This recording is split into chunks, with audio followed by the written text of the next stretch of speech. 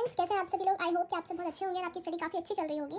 जैसा कि आप सब जगह सुन सकते हैं, देख सकते हैं कि जो नीट का सिलेबस है वो रिड्यूस्ड हो गया था और उसके बाद कल या परसों कंफर्म हो गया था कि आपका सिलेबस जो रिड्यूस हुआ था वही सिलेबस नीट का है। आप काफ़ी चैप्टर्स रिमूव हो चुके हैं, जैसे कि और काफ़ी चैप्टर्स टॉपिक्स ऐड भी हुए हैं, जैसे कि बायोलॉजी में मॉर्फोलॉजी वाले चैप्टर में क्लास 11th के उसमें आपका मॉर्फोलॉजी चैप्टर में आपकी फैमिलीज ऐड हो गई हैं और तो उसको आपको थोड़ा बाहर से देखना पड़ेगा। और साथ ही साथ बायोलॉजी में भी क्लास 11th और 12th में कुछ कुछ चैप्टर्स रिमूव किए गए हैं और केमिस्ट्री में भी इसी तरह से कुछ चैप्टर्स रिमूव हुए हैं और फिजिक्स में भी काफ़ी माइनर चेंजेस हुए हैं, काफ़ी माइनर चीज़ें हटाई गई हैं। लेकिन अगर आप फिजिक्स को पूरी तरह से अगर आपसे हटा के पढ़ेंगे तो आपको समझ में नहीं आएगा फिजिक्स में, तो आप पूरा पढ़ें, सबसे सही सबसे बढ़िया यही होगा। और चलिए फिर आज हम पढ़ेंगे जनन स्वास्थ्य। तो इससे पहले हम ह्यूमन रिप्रोडक्शन कंप्लीट कर चुके हैं, तो आज हम जनन स्वास्थ्य करते हैं। चलिए फिर इसी के साथ इस चैप्टर को शुरू करते हैं।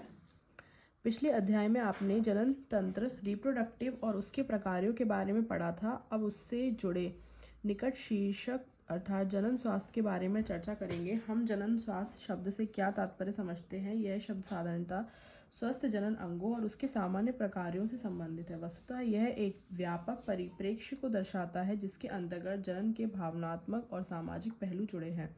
विश्व स्वास्थ्य संगठन वर्ल्ड हेल्थ ऑर्गेनाइजेशन WHO के अनुसार जनन स्वास्थ्य का अर्थ जनन के सभी पहलुओं सहित एक संपूर्ण स्वास्थ्य अर्थात शारीरिक, भावनात्मक, व्यवहारात्मक तथा सामाजिक स्वास्थ्य है। इसलिए ऐसे समाज को जन्नात्मक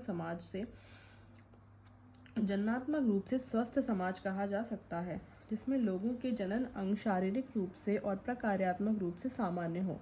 यौन संबंधी सभी पहलुओं में जिनकी भावनात्मक और व्यवहारिक पारस्परिक क्रियाएं सामान्य हो। जनन स्वास्थ्य को बेहतर बनाए रखने का क्या महत्व है और इसे पाने के लिए कौन सी विधियां अपनानी चाहिए, आइए जांच करें। जनन स्वास्थ्य समस्याएं एवं कार्य नीतियां। विश्व में भारत ही पहला ऐसा देश था जिसने राष्ट्रीय स्तर पर संपूर्ण जनन स्वास्थ्य को एक लक्ष्य के रूप में प्राप्त करने के लिए राष्ट्रीय कार्य योजनाओं और कार्यक्रमों की शुरुआत की। इन कार्यक्रमों को परिवार नियोजन अब परिवार कल्याण के नाम से जाना जाता है और इनकी शुरुआत 1951 में हुई थी। पिछले दशकों में समय समय पर इनका आवधिक मूल्यांकन भी किया गया। जनन संबंधित और आवधिक क्षेत्रों को इसमें सम्मिलित करते हुए बहुत उन्नत व व्यापक कार्यक्रम फिलहाल जनन एवं बाल स्वास्थ्य सेवा कार्यक्रम RCH के नाम से प्रसिद्ध है। इन कार्यक्रमों के अंतर्गत जनन संबंधी विभिन्न पहलुओं के बारे में लोगों में जागरूकता पैदा करते हुए और जन्नात्मक रूप से स्वस्थ समाज तैयार करने के लिए अनेक सुविधाएं एवं प्रोत्साहन दिए जा रहे हैं। श्रव्य तथा दृश्य ऑडियो विजुअल और मुद्रित सामग्री की सहायता से सरकारी और गैर सरकारी संगठन जनता के बीच जनन संबंधी पहलुओं के प्रति जागरूकता पैदा करने के लिए विभिन्न उपाय कर रहे हैं। उपर्युक्त सूचनाओं को प्रसारित करने में माता पिता, अन्य निकट संबंधी, शिक्षक एवं मित्रों की भी प्रमुख भूमिका है।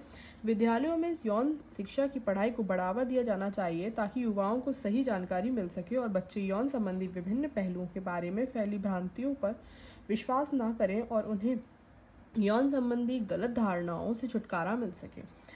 लोगों को जनन अंगों, किशोरावस्था और उससे संबंधित परिवारों, सुरक्षित और स्वच्छ यौन क्रियाओं, यौन संचारित रोगों एवं एड्स के बारे में जानकारी विशेष रूप से किशोर आयु वर्ग में जनन संबंधी स्वस्थ जीवन बिताने में सहायक होती है। लोगों को शिक्षित करना, विशेष रूप से जननसम जोड़ी तथा वे लोग जिनकी आयु विवाह योग्य हैं, उन्हें उपलब्ध जन्म नियंत्रक, गर्भ निरोधक विकल्पों तथा गर्भवती महिलाओं की देखभाल, माँ और बच्चे की प्रसवोत्तर पोस्टनेटल देखभाल आदि के बारे में तथा स्तनपान के महत्व, लड़का या लड़की को समान महत्व एवं समान अवसर देने की जानकारियों आदि से जागरूक स्वस्थ परिवारों का निर्माण होगा।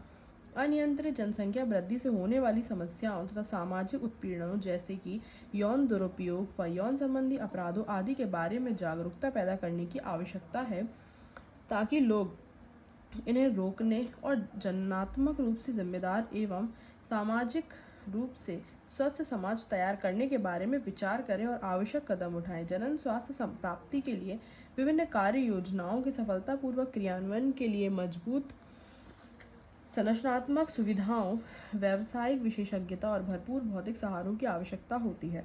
लोगों को जनन संबंधी समस्याओं जैसे सगर्भता, प्रसव, यौन संचारित रोगों, गर्भपात, गर्भ निरोधकों, ऋतुस्राव, माहवारी संबंधी समस्याओं, बंध्यता, बांझपन आदि के बारे में चिकित्सा सहायता एवं देखभाल उपलब्ध कराना आवश्यक है।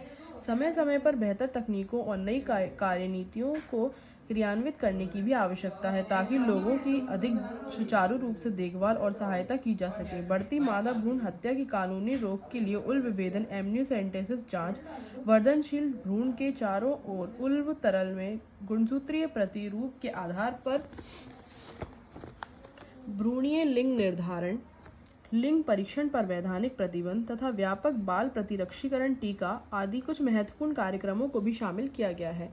जनन संबंधित विभिन्न क्षेत्रों पर अनुसंधान को बढ़ावा दिया जाता है और सरकारी तथा गैर सरकारी एजेंसियां कई विधियां तलाशने या विद्यमान को ही बेहतर बनाने का काम करती हैं। क्या आप जानते हैं कि सहेली नामक गर्भ निरोधक गोली की खोज भारत में लखनऊ के केंद्रीय औषध अनुसंधान संस्थान, central drug research institute CDRI ने की है। यौन संबंधित मामलों के बारे में बेहतर जागरूकता, अधिक से अधिक संख्या में चिकित्सा सहायता प्राप्त, प्रसव तथा बेहतर प्रसूतर देखभाल से मातृ एवं शिशु मृत्यु दर में गिरावट आई है। लघु परिवार वाले जोड़ों की संख्या बढ़ी है। यौन संचारित रोगों की सही जांच पड़ताल और देखभाल और कुल मिलाकर सभी यौन समस्याओं हेतु बढ़ी हुई चिकित्सा सुविधाओं का होना आदि समाज में के बेहतर जनन स्वास्थ्य की ओर संकेत देते हैं। तो इस वीडियो में इतना ही, मिलते हैं फिर नेक्स्ट वीडियो में। और एक बात और, अगर आपको बैकग्राउंड में कोई साउंड सुनाई देता है तो आप प्लीज़ उसे इग्नोर कीजिए।